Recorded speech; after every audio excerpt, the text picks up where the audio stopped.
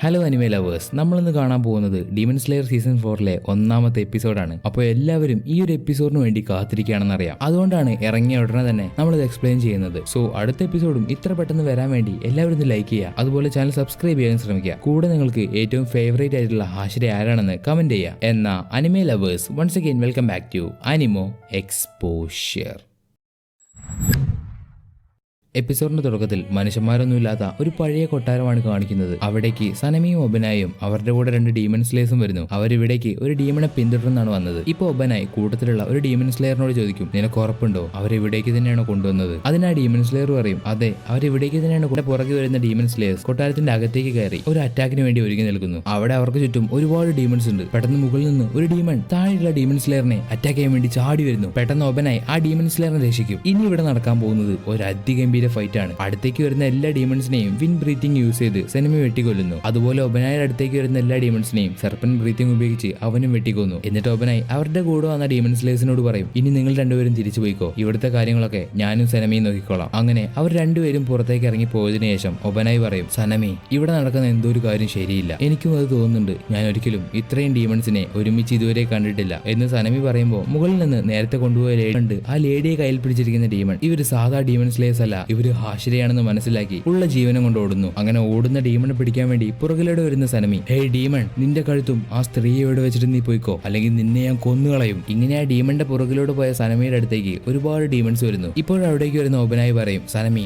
നീ പോയി ആ ലേഡിയെ രക്ഷിക്കുക, ഇവറ്റങ്ങളുടെ കാര്യമൊക്കെ ഞാൻ നോക്കിക്കോളാം. ശേഷം അവിടേക്ക് വരുന്ന ഡീമൺസിന് മുഴുവൻ Obanai serpent breathing third form use ചെയ്ത് കൊല്ലുന്നു. ഇവിടെ ഡീമണെ പിടിക്കാൻ പോയ സനമി ആ ഡീമണെ കണ്ടു. എന്നിട്ട് സനമി പറയും, നിന്റെ ഇത്രയും ആൾക്കാരെ വെച്ച് നിനക്ക് ഒരിക്കലും ജയിക്കാൻ കഴിയില്ല, അതുകൊണ്ട് മര്യാദയ്ക്ക് നീ എന്റെ മുന്നിൽ കീഴടങ്ങിക്കോ. പക്ഷെ ഒരുപാട് ഡീമൺസ് വീണ്ടും സനമിയെ അറ്റാക്ക് ചെയ്യാൻ വേണ്ടി ഓടി വരുമ്പോൾ win breathing fourth form use ചെയ്ത് ഒരു ചുഴലിക്കാറ്റുണ്ടാക്കി അത്രയും ഡീമൺസിനെ കൊന്ന് അവിടെ ഒരു ചോര മഴ തന്നെ ഉണ്ടാക്കുന്നു. ഇതൊക്കെ കണ്ട് പേടിച്ച് വിറയ്ക്കുന്ന ഡീമൺ പറയും, നിനക്ക് ഇവിടെ വേണമെങ്കിൽ ഇന്നാ പിടിച്ചോ എന്ന് പറഞ്ഞ് അത്രയും ഹൈറ്റിൽ നിന്ന് ആ ലേഡിയെ താഴത്തേക്ക് എറിയുന്നു. പക്ഷെ പെട്ടെന്ന് വരുന്ന ഒബനായി ആ ലേഡിയെ സുരക്ഷിതമായിട്ട് പിടിച്ചു. ശേഷം രണ്ടുപേരും ആ ഡീമണെ പിടിക്കാൻ വേണ്ടി ഓടിപ്പോകുന്നു. അത് കാണുന്ന ഡീമൺ ആ കൊട്ടാരത്തിന്റെ മറുഭാഗത്തേക്ക് എടുത്തിയാടി. ആ ഡീമണെ പിടിക്കാൻ വേണ്ടി ഒബനായും സനമിയും മറുഭാഗത്തേക്ക് എടുത്തിയാടുമ്പോൾ അവരെത്തുന്നത് മറ്റൊരു ലോകത്തേക്കാണ്. ഇതാണ് ദ ഇൻഫിനിറ്റ് കാസൽ. അവിടെ മുഴുവനും ഡീമൺസ് ആണുള്ളത്, എണ്ണിയാൽ ഒടുങ്ങാൻ കഴിയാത്തത്ര ഡീമൺസ്. ഇവിടെ ഒരു സെക്കൻഡ് എന്താണ് സംഭവിക്കുന്നതെന്ന് പോലും അറിയാതെ 2 ഹാഷിരയും അത്ഭുതപ്പെട്ട് നിൽക്കുന്നു. പക്ഷെ എന്തിനും തയ്യാറായ സനമി നിന്നെ വിടില്ലടാന്നും പറഞ്ഞുകൊണ്ട് ആ ഡീമണെ ചാടി കുത്താൻ വേണ്ടി ശ്രമിക്കുമ്പോൾ ആ ഇൻഫിനിറ്റ് കാസിൽ തന്നെ അവിടുന്ന് മാഞ്ഞു പോകുന്നു. അതിനുശേഷം കാണിക്കുന്നത് മിഷൻ കഴിഞ്ഞു വരുന്ന ലേഡി ഖാനോയാണ്. അവൾ നടന്നു വന്ന് ബട്ടർഫ്ലൈ മെൻഷനിലെ ഷിനോബുവിനെ കാണാൻ വേണ്ടി പോകുന്നു. അവിടെ എത്തിയ ഖാനോയോട് ഷിനോബു പറയും, സോട്ട്സ്മിത്ത് വില്ലേജിൽ വെച്ച് നമുക്ക് 2 അപ്പർ മൂണിനെ കൊല്ലാൻ കഴിഞ്ഞു. അതിന് നന്ദി പറയേണ്ടത് മുച്ചിരോയോടും മിറ്റ്സൂരിയോടും ടാഞ്ചിരോയോടും അവിടെയുള്ള എല്ലാവരോടുമാണ്. അതിനേക്കാളൊക്കെ പ്രധാനപ്പെട്ടത് നെസുഗോയ്ക്ക് ഇപ്പോൾ സൂര്യവെളിച്ചത്തിൽ ഇറങ്ങി നടക്കാൻ കഴിയും. അതൊരു നല്ല കാര്യമാണ്. പക്ഷേ ഇനിയാണ് ഏറ്റവും വലിയ പ്രശ്നം വരാൻ പോകുന്നത്. അത് മൂസൻ കിബിറ്റ്സുജി അവന്റെ ഡീമൺസിനെ വെച്ച് നെസുഗോയെ പിടിക്കാൻ വേണ്ടി എന്തും ചെയ്യും. അതുപോലെ ഖാനോ,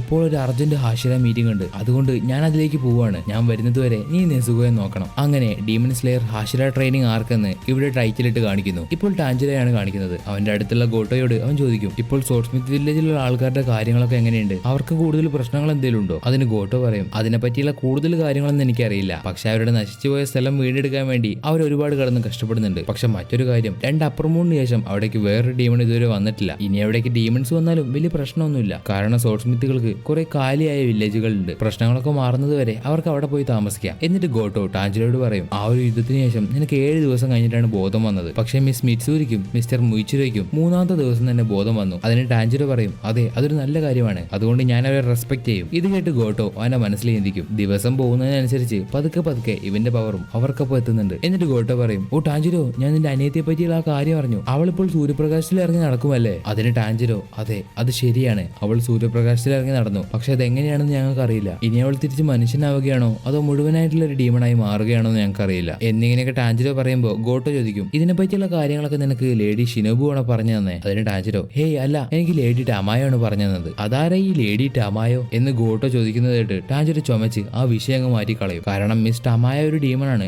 ആ കാര്യം ഇവിടെ പറഞ്ഞു കഴിഞ്ഞാൽ അതാകെ പ്രശ്നമായിട്ട് മാറും. ശേഷം ഗോട്ടോ പറയും, നിങ്ങളുടെ പെങ്ങൾക്ക് അങ്ങനെ സംഭവിച്ചതിന് ശേഷം ഇവിടെ ഒരുപാട് കാര്യങ്ങൾ നടന്നിട്ടുണ്ട്. സോട്ട്സ്മിത്ത് വില്ലേജിലെ ആൾക്കാർക്കൊക്കെ അലേർട്ട് കൊടുത്തു, അതുപോലെ ഇപ്പോൾ ഫാമിലിയും നിങ്ങളോട് ക്ഷമ ചോദിക്കുന്നു എന്ന് പറഞ്ഞ് അമാനയെ ഉപേക്ഷിക്കി അവരുടെ മുന്നിൽ തല താഴ്ത്തുമ്പോൾ എല്ലാ ആശിരകളും അത്ഭുതത്തോടെ നോക്കി നിൽക്കും. പെട്ടെന്ന് ഗ്യോമെ പറയും, ലേഡി അമാനെ, ഞങ്ങൾക്കത് മനസ്സിലായി, അതുകൊണ്ട് ഞാൻ അദ്ദേഹത്തിന് വേണ്ടി പ്രാർത്ഥിക്കാം, അദ്ദേഹത്തിന്റെ സ്ട്രെങ്ത് തിരിച്ചു കിട്ടാൻ വേണ്ടി. അദ്ദേഹത്തിന് ഒരു ദിവസമെങ്കിൽ ഒരു ദിവസം കൂടുതൽ ജീവിക്കാൻ ഞാൻ അദ്ദേഹത്തിന് വിജയത്തിന് വേണ്ടി പ്രാർത്ഥിക്കാം. ഇപ്പോൾ അമാനെ പറയും, നിങ്ങളെല്ലാവരും അറിഞ്ഞിരിക്കും നമ്മുടെ കൂട്ടത്തിലുള്ള ഒരു ഡീമണ് ഇപ്പോൾ സൂര്യപ്രകാശത്തിൽ ഇറങ്ങി നടക്കാൻ കഴിയും. അതുകൊണ്ട് മൂസൻ കിബിറ്റ്സുജി അവനെ കൊണ്ട് കഴിയുന്നതിന്റെ പരമാവധി ആ ഡീമണെ പിടിക്കാൻ വേണ്ടി ശ്രമിക്കും. അത് അവന് സൂര്യപ്രകാശത്തിൽ ഇറങ്ങി നടക്കാൻ വേണ്ടിയാണ്. അതുകൊണ്ട് ഒരു വലിയ യുദ്ധം അടുത്തുകൊണ്ടിരിക്കുകയാണ്. ഇപ്പോൾ കഴിഞ്ഞ യുദ്ധത്തിൽ മിറ്റ്സുരിക്കും മുയിച്ചിരയ്ക്കും ഒരു മാർക്ക് വന്ന കാര്യം ഞാൻ അറിഞ്ഞു. അതൊരു സാധാരണ മാർക്കല്ല. സെങ്കോക്കു പീരീഡിൽ, അതായത് മൂസൻ കിബിറ്റ്സുജിയെ ഏറെക്കുറെ തോൽപ്പിക്കാനായ കാലഘട്ടം, അന്നുണ്ടായിരുന്ന സോർട്സ്മെൻസ് ആണ് ആദ്യമായിട്ട് ബ്രീത്തിങ് സ്റ്റൈൽ യൂസ് ചെയ്ത് തുടങ്ങിയത്. അവർക്ക് എല്ലാവർക്കും ഈ ഒരു ഡീമൺ ലൈക്ക് പാറ്റേണിലുള്ള മാർക്ക് ഉണ്ടായിരുന്നു. പക്ഷെ പോകെ പോകെ ഈ ഒരു മാർക്ക് ഇല്ലാതായി തുടങ്ങി. അങ്ങനെ ഈ ഒരു കാര്യം സീക്രട്ട് ആയിട്ട് മാറി. ഇതിനെ പറ്റിയുള്ള കുറച്ച് റെക്കോർഡ്സ് മാത്രമേ ഇപ്പോൾ നമ്മുടെ കയ്യിലുള്ളൂ. അതിൽ പറയുന്നത് ഒരാൾക്ക് മാർക്ക് ഉണ്ടെങ്കിൽ അവന് ചുറ്റുമുള്ള എല്ലാവർക്കും ഈ മാർക്ക് ഉണ്ടാവും. നമ്മുടെ ഈ ഒരു ജനറേഷനിൽ ആ മാർക്ക് ആദ്യമായിട്ട് വന്ന ഒരാളുണ്ട്. അതൊരു ഹാഷിരയല്ല,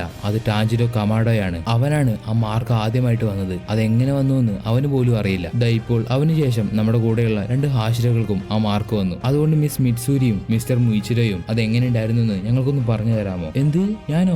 ഓ, ഞാൻ പറയാം എന്ന് പറഞ്ഞ് മിറ്റ്സൂരി പറയാൻ തുടങ്ങി. പക്ഷെ അവള് പറയുന്നതൊന്നും ആർക്കും മനസ്സിലായില്ല. എല്ലാവരും അവളെ തന്നെ നോക്കി നിൽക്കും. അതുകൊണ്ട് അവൾ എല്ലാവരോടും സോറി പറഞ്ഞ് അവിടെ തല കുനിച്ച് നിൽക്കുന്നു. ഇപ്പോൾ മുയിച്ചിര പറയും, ഇനി എന്റെ കാര്യം ഞാൻ പറയാം. കഴിഞ്ഞ ഫൈറ്റിൽ ഞാനൊരു പോയിസൺ നിറഞ്ഞ വെള്ളത്തിൽ കുടുങ്ങിപ്പോയി. ആ സമയത്ത് എന്റെ ബ്രീത്തിങ് ടെക്നിക്ക് ഉപയോഗിച്ച് ആ പോയിസൺ എന്റെ ദേഹത്തേക്ക് കയറാതിരിക്കാൻ വേണ്ടി ഞാൻ ഒരുപാട് ശ്രമിച്ചു. ആ ഒരു സമയത്ത് ഒരു പയ്യൻ തന്റെ ജീവൻ പോലും നോക്കാതെ എന്നെ രക്ഷിക്കാൻ വന്നു. അങ്ങനെ അവിടെ മുതൽ എനിക്ക് എന്റെ പഴയ ഓർമ്മകൾ തിരിച്ചു കിട്ടി. അതിന്റെ കൂടെ എനിക്ക് ഒരുപാട് ദേഷ്യം വന്ന് എന്റെ നിയന്ത്രണം വിട്ടു. എനിക്ക് തോന്നുന്നു ആ സമയത്ത് എന്റെ ഹൃദയമിടിപ്പ് 1 മിനിറ്റിൽ 200 എണ്ണം ഉണ്ടാവും. അത് മാത്രമല്ല, അപ്പോൾ എന്റെ ബോഡി ഒരു തീഗോളം പോലെയായിരുന്നു. എനിക്ക് തോന്നുന്നത് എന്റെ ടെമ്പറേച്ചർ ഒരു 102 ഉണ്ടായിരിക്കുമെന്നാണ്. ഇങ്ങനെയൊക്കെ മുയിച്ചിരോ പറയുന്നത് കേട്ട് അമ്മാനെ അവനോട് ചോദിക്കും, നിങ്ങൾക്ക് എങ്ങനെയാണ് നിങ്ങളുടെ ടെമ്പറേച്ചർ 102 ഡിഗ്രി സെൽഷ്യസ് ആണെന്ന് മനസ്സിലായത്? അതിന് മുയിച്ചിരോ പറയും, എനിക്ക് പനി വന്ന സമയത്ത് ലേഡി ഷിനോബു തെർമോമീറ്റർ വെച്ച് എന്റെ റീഡിംഗ് എടുത്തു. ആ സമയത്ത് എന്റെ ടെമ്പറേച്ചർ 102 ആയിരുന്നു. അതേ ടെമ്പറേച്ചർ ആയിരുന്നു എനിക്ക് ഇപ്പോഴും ഉണ്ടായിരുന്നത്. അത് കേട്ട് വിൻഡ് ഹാഷിര പറയും, ഇത്രയും സിമ്പിൾ ആയിട്ടുള്ള കാര്യമാണോ നിങ്ങൾ ഇങ്ങനെ പറയുന്നത്? സിമ്പിൾ ആയിട്ട് കാര്യങ്ങളെ ചിന്തിക്കുന്നവർക്ക് സിമ്പിൾ ആയിട്ട് ഇതൊക്കെ തോന്നുള്ളൂ എന്ന് ടൊമിയോക്കോ പറയുമ്പോൾ വിൻഡ് ഹാഷിരയ്ക്ക് അങ്ങ് ദേഷ്യം വരുന്നുണ്ട്. ശേഷം മിറ്റ്സൂരി പറയും, ഇനി അങ്ങനെയാണെങ്കിൽ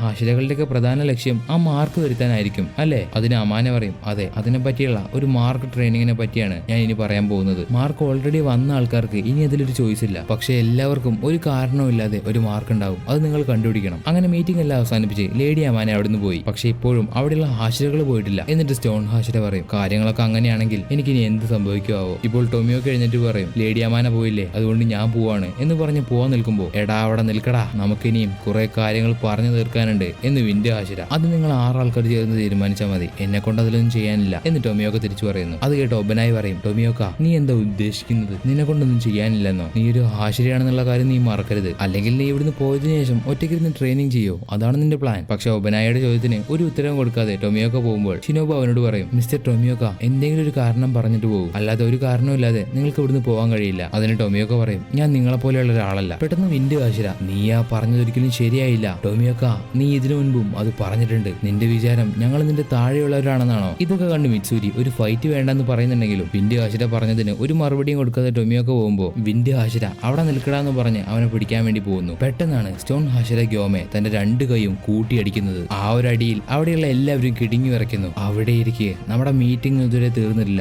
എന്റെ കയ്യിൽ ഒരു ഐഡിയ ഉണ്ട്.